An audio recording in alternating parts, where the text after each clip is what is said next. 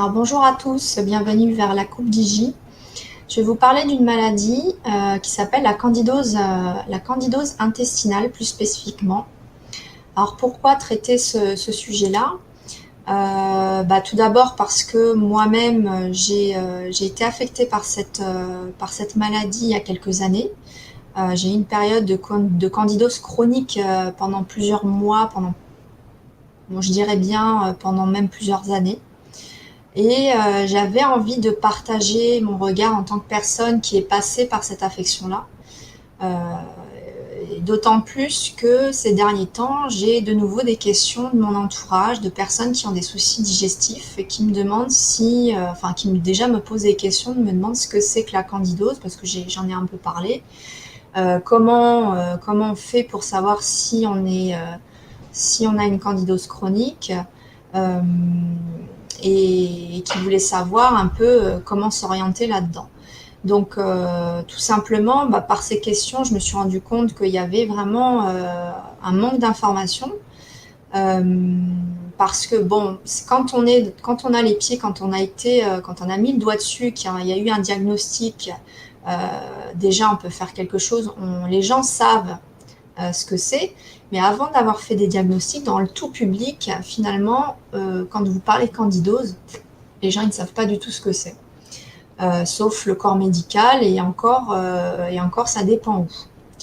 Euh, donc voilà, il y a tout un manque d'informations et relativement à ça, c'est assez affligeant parce que c'est une affection qui est très très développée, très répandue. Donc je pense, moi personnellement, je trouve que c'est important de savoir ce que c'est bon, après l'idée c'est pas non plus de faire une psychose, hein, c'est pas d'alarmer tout le monde, mais simplement de savoir ce que c'est, ce que ça engendre euh, et le regard qu'il faut porter là-dessus. Voilà, c'est important pour moi de sensibiliser sur ce sujet-là. Alors, pour commencer, avant toute chose, je fais cette vidéo-là en tant qu'ancienne malade qui a fait des recherches. Cette vidéo ne constitue pas, les informations que je vais proposer ne constituent pas un diagnostic médical. Elle ne substitue pas une consultation médicale. Donc là-dessus, qu'on soit bien clair, et je ne vais pas proposer de, de façon de guérir ou quoi que ce soit, mais simplement une approche, un regard, une réflexion autour de cette maladie-là.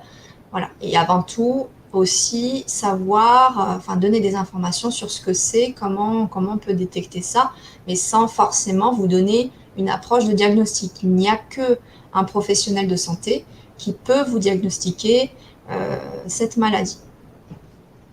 Voilà. Alors, la candidose, qu'est-ce que c'est? Donc, c'est une infection fongique qui est causée par un champignon microscopique, une levure en réalité. Et ce champignon-là, il est présent naturellement dans le corps. Donc il est présent dans les flores intestinales, dans la flore digestive, la bouche, la pharyngée, dans la flore vaginale chez la femme. Donc en état naturel, il est présent dans le corps de toute façon. C'est ce qu'on appelle un portage sain. Alors, dans les dans les champignons microscopiques plutôt, on a ce qu'on appelle le Candida albicans. Donc c'est l'espèce la plus courante, ça fait partie des espèces de champignons qui est présente dans le corps, et l'espèce la plus courante c'est le Candida albicans, et qui est le responsable finalement des candidoses chroniques. Intestinales, j'entends bien. Après, je ne parle pas de détails sur d'autres types de candidose, parce qu'après, vous avez également tout ce qui est mycose, tout ce qui est muguet aussi dans la bouche. Enfin, c'est d'autres types d'affections aux candidats, aux champignons. Donc, ce champignon-là va, dans certaines conditions, donc proliférer de façon exagérée. Et ces conditions sont bien souvent, donc à la base, il y a un déséquilibre.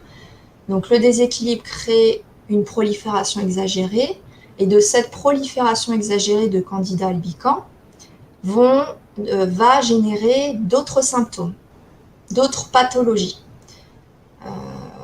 Donc c'est une infection qui est dite opportuniste en fait, parce que la levure, elle devient pathogène à plusieurs facteurs, favorisant des facteurs concomitants qui vont arriver en même temps. Donc moi, je vais me cantonner à vous expliquer, à vous parler de la candidose intestinale. Alors, pour imaginer un petit peu les choses, je vais faire un partage d'écran. Toc, toc, toc. Je vais vous partager l'écran, voilà, par rapport à ça. Ce que je veux vous montrer, c'est que, voilà, là on a l'image, des images de vue microscopique du Candida albicans. Donc, un candidat, enfin d'une levure, à l'état de levure, en fait, là vous avez différents stades.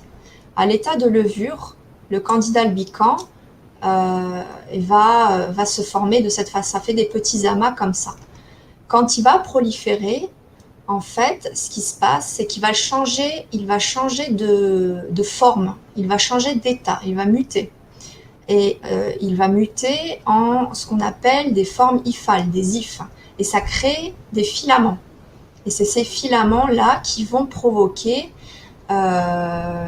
tout un tas de choses en fait dans le corps. Le fait d'avoir ces filaments-là, le fait du fait qu'il prolifère, du fait qu'il va libérer également des substances dans le corps, va générer des symptômes dérivés et de différentes natures. Voilà. Je coupe ça.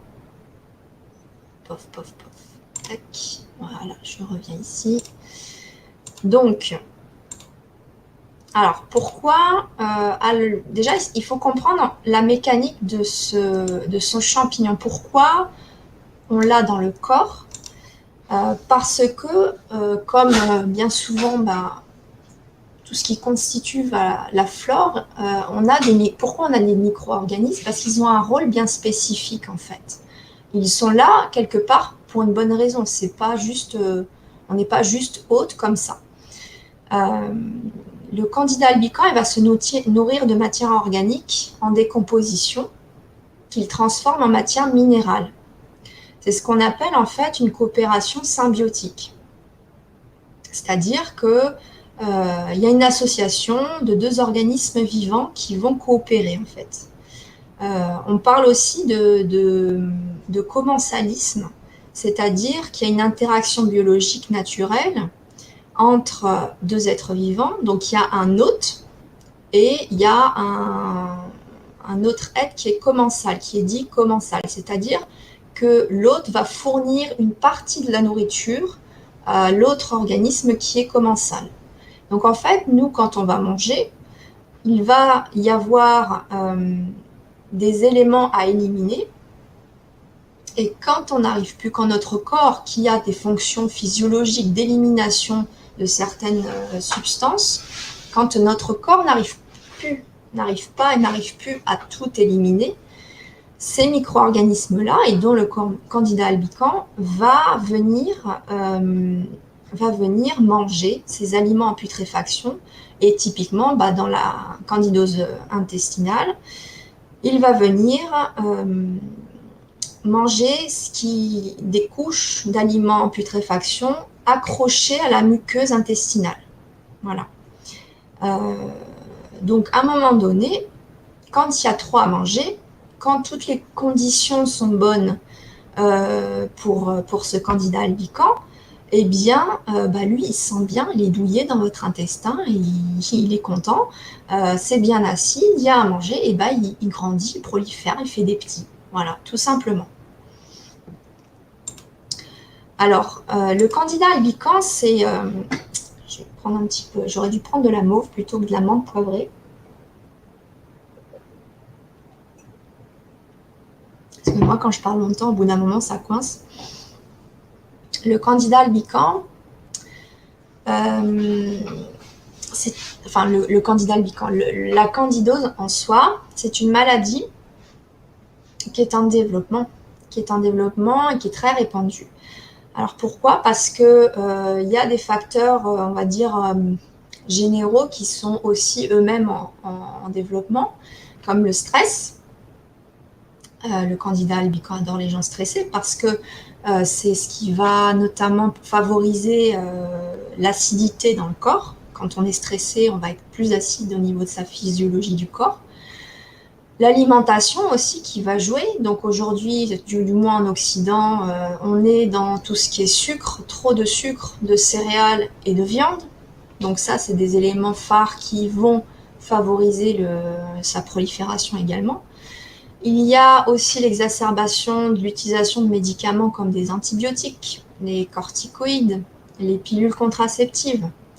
Tout ça, c'est des éléments chimiques qui vont perturber les flores de façon générale, qui vont générer des déséquilibres dans le corps et créer on va dire une ouverture, une soupape possible au développement du candida albicans.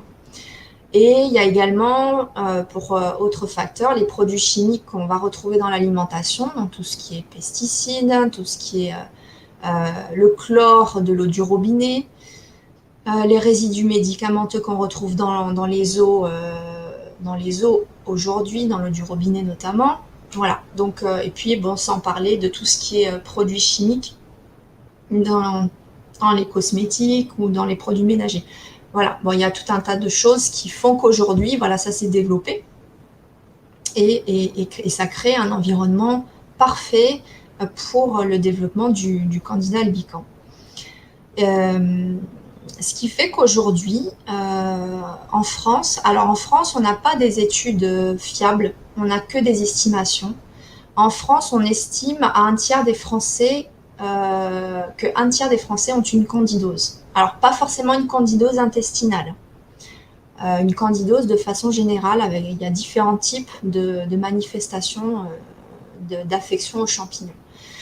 Donc, on estimerait à un tiers de la population française, ce qui est quand même énorme. Et pour autant, les gens ne savent pas ce que c'est. Aux États-Unis, il y a eu des études pour le coup, liées à des études épidémiologiques qui ont été faites, et ils ont estimé que 80 millions d'Américains ont une candidose chronique. Donc c'est pas rien, c'est pas rien. Et quand on sait que, en fait, cette affection-là est le lit et c'est le terrain pour, on va dire, pour l'installation d'autres maladies ou pour la prolifération et le développement d'autres symptômes qu'on va regarder au coup par coup au local, eh bien, c'est assez surprenant qu'on ne soit pas autant informé de cette affection-là. Je pense qu'on devrait l'être autant que je sais pas, du virus de la grippe ou ce genre de choses, parce que c'est aussi courant que ça en fait. Alors, les facteurs d'apparition de la candidose, qu'est-ce qui va faire que ça va d'un coup, des fois c'est sur le long terme, mais il y a des choses qui vont faire que le déséquilibre va se créer pour laisser justement une ouverture en fait à ce que la levure mute et se développe. Alors, j'ai parlé de l'alimentation, donc d'un coup vous changez d'alimentation, vous créez une alimentation déséquilibrée, ça peut être une ouverture pour lui. Des événements, des situations périodiques de stress, de stress chronique quotidien comme ça, régulier, vont créer, je sais pas, une période d'examen, du travail, une situation de famille, enfin il y a plein de choses qui ponctuellement vont faire que ça va créer une acidité dans le corps, et là, le candida va se développer. Tout ça, l'acidification du corps de façon générale aussi. Tout ce qui est aussi lié à l'immunodéficience, donc ça, c'est bien spécifique. Et c'est d'ailleurs la candidose est très connue, est beaucoup plus connue du milieu hospitalier que on va dire, de la sphère des médecins généralistes et conventionnels, tout public. Parce que bien souvent, les malades auto-immunes, comme les personnes qui ont le sida ou le cancer, pour exemple, hein, c'est pas les seuls, mais vont bien souvent développer une candidose. Ou alors des gens qui sont donc sous traitement ponctuel de corticoïdes, des gens qui seront sous cytostatique, les chimiothérapies, tout type d'immunodépresseurs qui vont enlever les réponses immunitaires, comme suite à une opération ou suite à une greffe. Voilà. Il y a des choses comme ça assez phares qui vont faire installer une immunodéficience et favoriser l'apparition du candidat albicans. Il y a aussi les déséquilibres, tout ce qui est déséquilibre périodique de la flore. Alors ça peut être provoqué par rapport à un tas de choses. Vous avez une période de diarrhée parce que vous avez mangé quelque chose qui a fait que vous avez éliminé trop rapidement. C'est des éléments qui vont faire que la flore intestinale, elle va être rasée finalement. Il va y avoir une désinstallation du microbiote assez violent. Et la désinstallation des bactéries, on va dire favorables, va laisser la place vacante à la prolifération du candidat.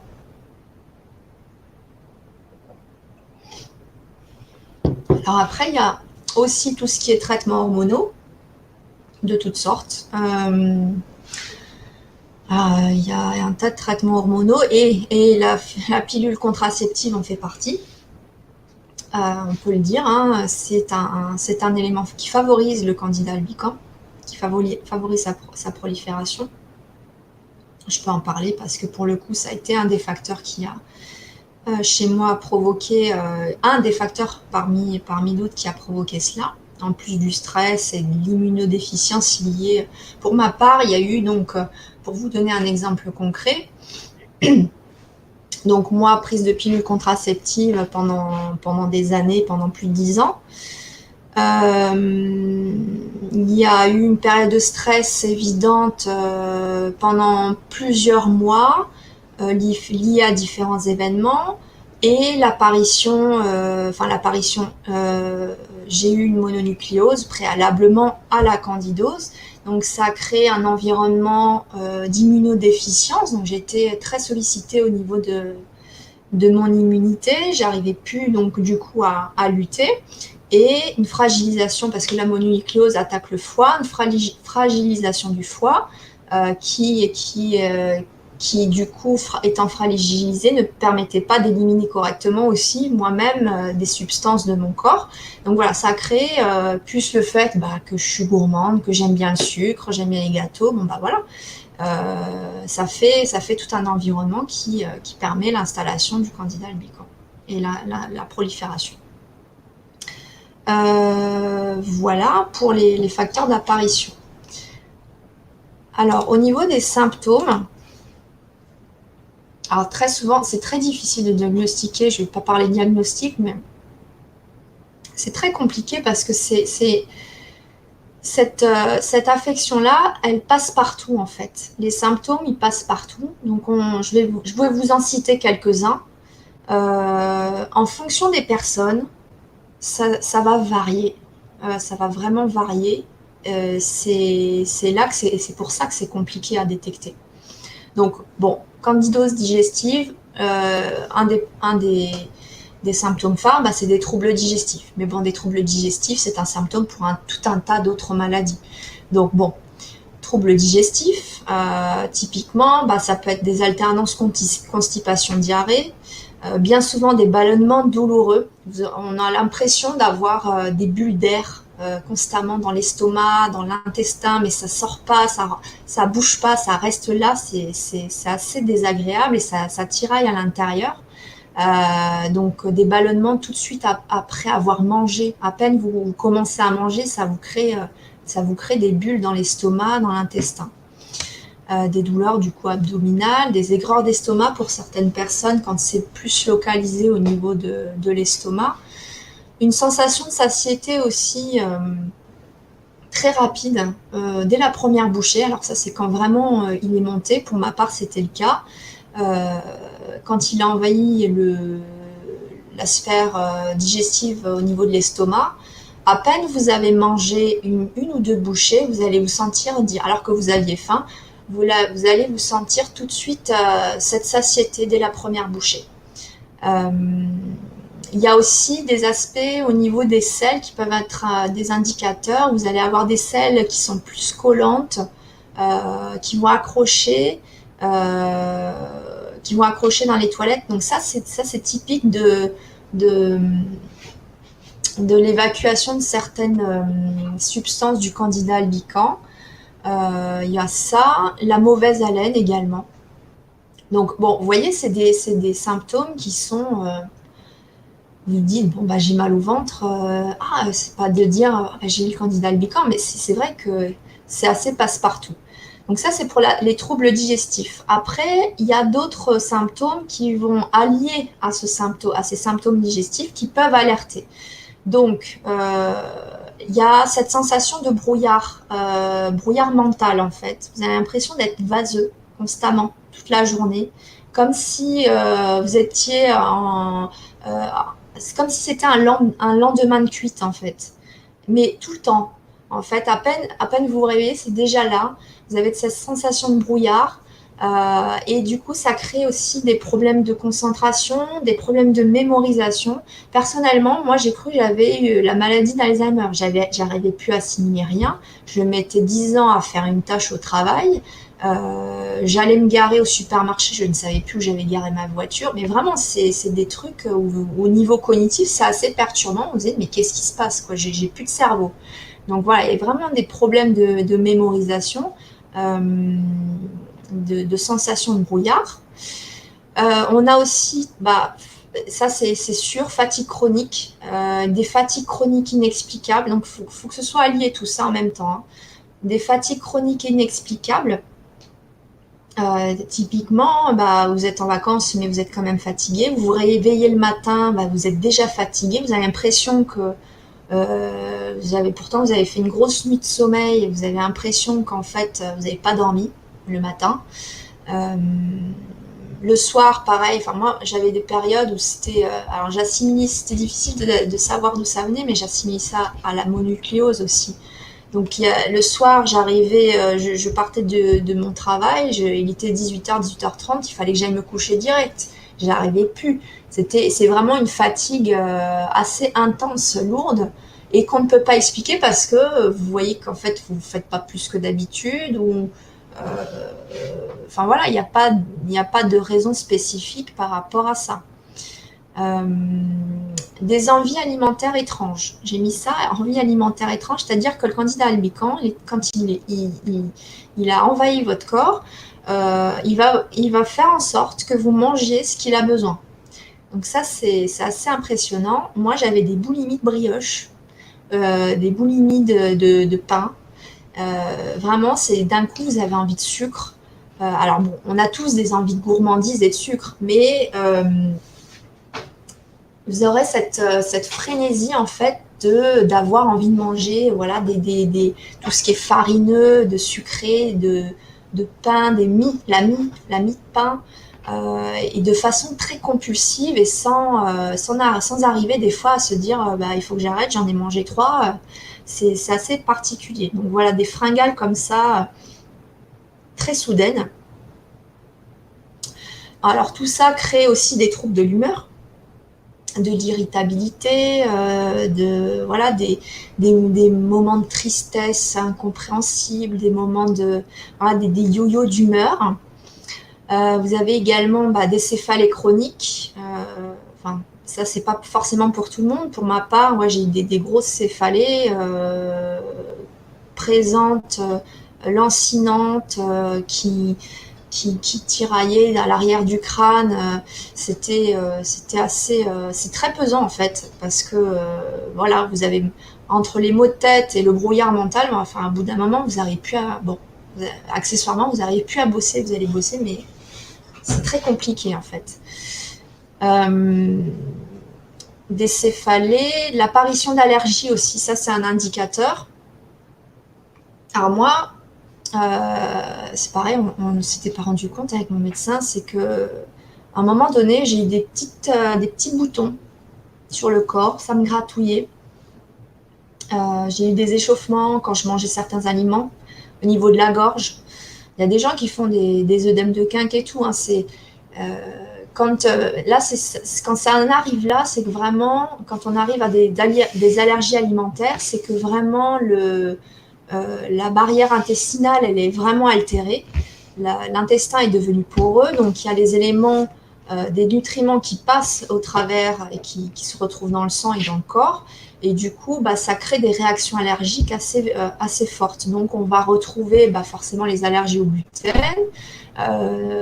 des allergies comme ça, où dès lors, vous allez manger des pâtes, du pain, tout ce que j'ai cité tout à l'heure, des brioches. Ça va créer des réactions en fonction des personnes. Des échauffements, des troubles au niveau de l'estomac, et puis oui, ça peut aller jusqu'à des allergies de peau, des plaques rouges, des choses comme ça. Vous retrouvez aussi des variations de poids incohérents. Alors quand je dis variation de poids incohérent, c'est qu'à un moment donné, moi quand je mangeais, je mangeais du sucre, j'étais à fond dans le sucre, je mangeais, et je perdais du poids. Mais à un tel point que je me suis dit, mais il y a un truc qui va pas, effectivement. Donc, quand vous êtes en train de manger, alors, il y a des gens qui vont perdre du poids comme ça, mais qui au départ, vont plutôt prendre du poids et ne pas forcément arriver à s'en séparer. Mais bon, on se dit, comme je mange des produits, on va dire, caloriques, c'est normal. Et il y a d'autres personnes, pour ma part, c'était le cas, quand le candidat est assez développé, qui vont manger grassement des éléments, des produits sucrés et des farines, et qui vont perdre du poids. Donc des variations de poids incohérentes, des troubles cutanés, donc troubles cutanés liés aux allergies bien souvent, des troubles de règles, alors chez les femmes, ça c'est un bon indicateur aussi, c'est que y a des troubles des règles, il y a des mycoses vaginales ou des infections urinaires à répétition qui vont apparaître. Vous n'arrivez pas à vous en dépêtrer, tout simplement parce que c'est très proche de l'intestin et que le candida albicans est passé au travers de ces barrières et a aussi envahi la flore intime ou la vessie.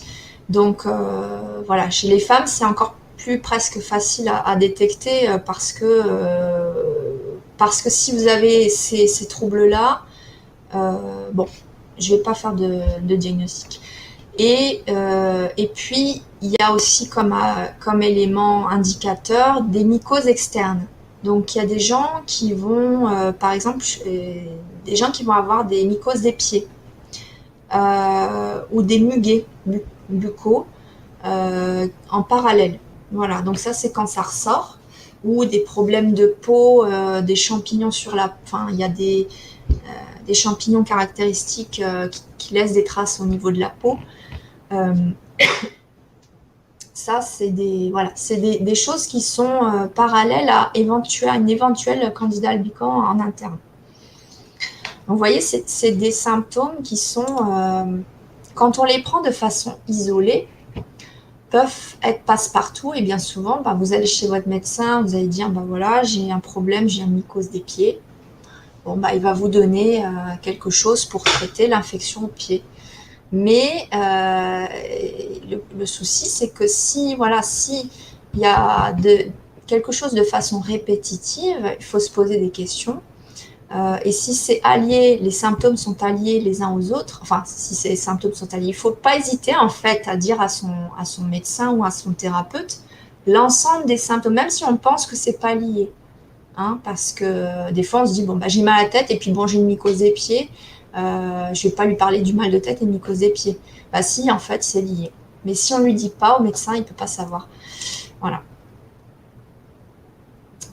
Donc tout ça, ça crée au niveau des conséquences, ça crée des conséquences métaboliques assez importantes. Ça va créer des inflammations. J'entends pour la candidose intestinale, ça va créer des inflammations de la muqueuse intestinale. Ces inflammations-là vont engendrer une perméabilité de la muqueuse, c'est-à-dire que les nutriments vont traverser la muqueuse au lieu de faire son travail correctement. Et du coup, les toxines qui devaient être correctement éliminées vont se retrouver dans le sang, dans la lymphe, dans le corps, et créer des inflammations. Et tous les symptômes qu'on a vus juste avant. Donc le diagnostic, il est très fastidieux. Et pour citer, il y a docteur Éric Laurin qui a pas mal écrit sur le sujet.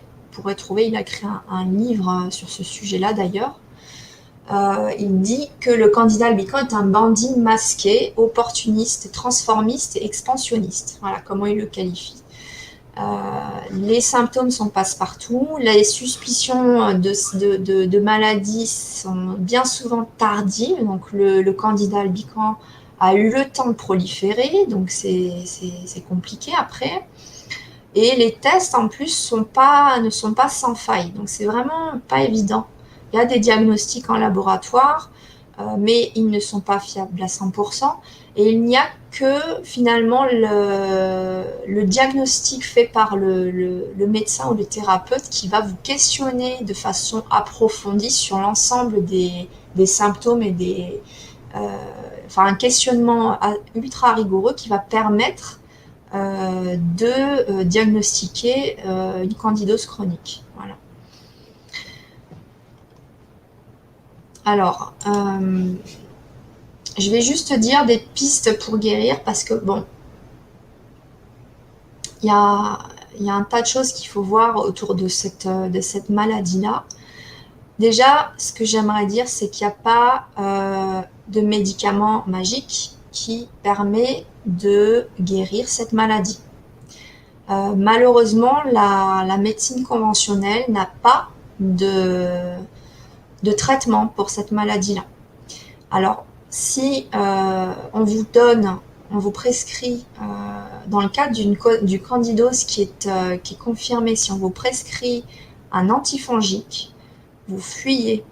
Parce que les antifongiques, tout ce qu'ils vont faire, c'est une bombe chimique qui va aller détruire des colonies d'un coup. Et dès lors où vous arrêtez le traitement, le candidat qui a été attaqué va avoir comme réponse de se développer d'autant plus de plus belle, en fait. Donc c'est un échec et ça crée même une prolifération encore plus importante. Donc ne pas partir sur ça. Et la seule façon finalement, alors je ne vais pas en parler en détail parce qu'il y a énormément de choses sur Internet sur le sujet, sur les régimes anti-candidats albicans, etc.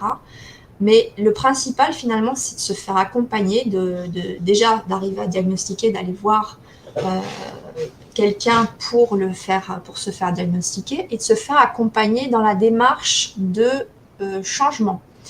Parce que en fait, cette maladie, elle suppose la guérison de cette maladie ne passe que par un changement d'alimentation, déjà pour commencer. Si vous ne changez pas le terrain de la flore intestinale, le candidat albican reviendra toujours. Donc, il faut absolument changer son alimentation pour retrouver l'équilibre intestinal. Ça suppose évidemment de réduire les sucres, ça c'est certain, mais c'est surtout de retrouver une alimentation vivante, basée sur des fruits et légumes, le plus possible de l'alimentation biologique, parce que on retrouve toujours les pesticides, les antibiotiques, etc. Si vous êtes fragile à ce niveau-là, ça ne va pas aider. Donc ça passe fatalement par un changement d'alimentation. Ça passe également par un changement d'hygiène de vie. Parce que bien souvent, alors ça dépend, il faut trouver ce qui est en cause de ce qui a généré la prolifération chez vous personnellement du Candida albicans. Mais bien souvent, il y a des facteurs de situation de vie, d'environnement, de vie, qui fait que ça favorise un état de stress, et cet état de stress favorisant l'acidité du corps, etc., etc. Alors bien souvent, malheureusement, aujourd'hui, beaucoup de monde, beaucoup de personnes sont stressées pour différentes raisons.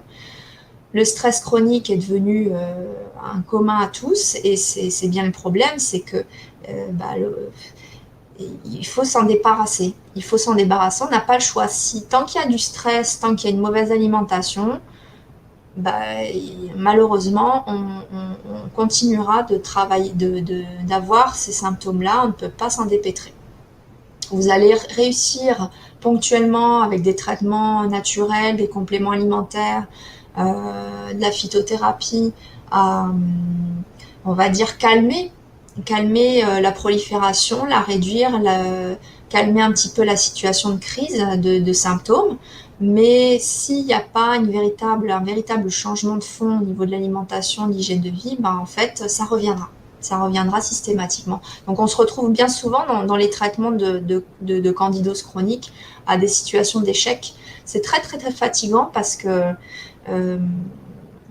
qu'on teste des trucs, on se dit ouais chouette, ça y est, ça va mieux, et puis pof, ça recommence, et puis on s'en défait pas, quoi. Ça repart, ça revient. C'est assez compliqué. Ouais. Et puis, ce que j'aimerais dire aussi, c'est c'est une affection qui demande aussi un changement dans certains cas de schéma psycho-émotionnel, parce que bien souvent, derrière cette maladie, on va retrouver des choses profondes. Si ça nous touche au niveau comme ça de nos entrailles, c'est vraiment qu'il faut aller regarder au fond, quoi. On va retrouver des choses bien profondes, ancrées en nous, et qui vont revenir systématiquement, qui sont en train de remonter, en fait. Et en fait, ça, il faut surtout pas. En fait, il faut avoir conscience, il faut retrouver cette conscience de regarder ça en face et se dire qu'est-ce qui va pas, qu'est-ce qui fait que je suis dans cet état-là, et il faut aller regarder beaucoup plus profondément parfois dans certains cas. Alors pour aider à guérir, l'idéal c'est de se tourner vers la naturopathie.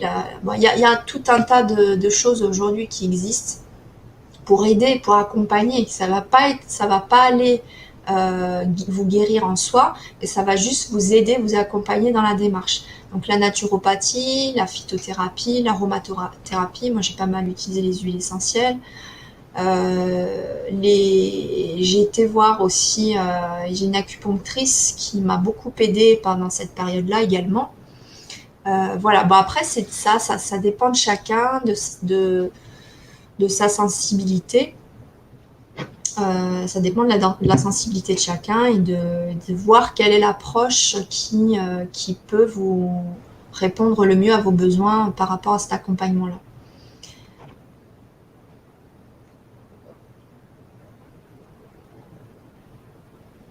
Voilà, donc après, je pourrais vous faire une liste de toutes les substances qui permettent de réduire la prolifération, dont typiquement des choses comme de l'ail, des certaines plantes, certains aliments comme l'huile de coco, tout ce qui est antifongique naturel. Mais ça, vous le retrouverez dans tout autre site. Et voilà, moi, je préférais orienter mon message sur le fait que quand cette affection-là, elle devient chronique et pesante, c'est qu'elle demande une réflexion personnelle beaucoup plus profonde. Et il faut vraiment en avoir conscience de ça. Et je ne vais pas faire non plus l'apologie des régimes spéciaux anti-candidats, parce que ça, vous retrouvez, et je pense que le mieux, c'est que finalement, c'est d'avoir le déclic, d'aller voir un praticien, un thérapeute qui puisse vraiment vous vous conseiller sur le long terme, parce que c'est un accompagnement sur du long terme. Hein. Pour s'en débarrasser, faut se retirer de l'esprit que en un mois, vous aurez pu cette maladie chronique. Ça, c'est pas possible. C'est vraiment un travail de long terme. C'est fait vraiment pour qu'on travaille sur soi. Et tant qu'on ne fait pas cette démarche-là d'analyse, ben en fait, au niveau de son alimentation, à tous les niveaux de son alimentation, de son hygiène de vie, de sa façon de gérer ses émotions, eh bien, on ne trouvera pas l'issue de cette maladie-là.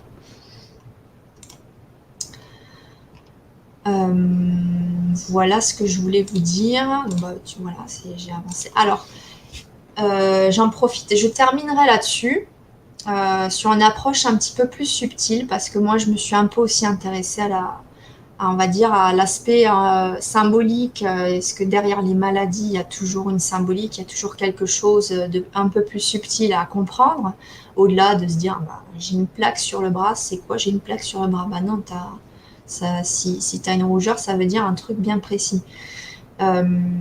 Et du coup, je me permets de citer un article écrit par Bernard Tillon, qui avait écrit sur le sujet dans les éditions Néo Santé.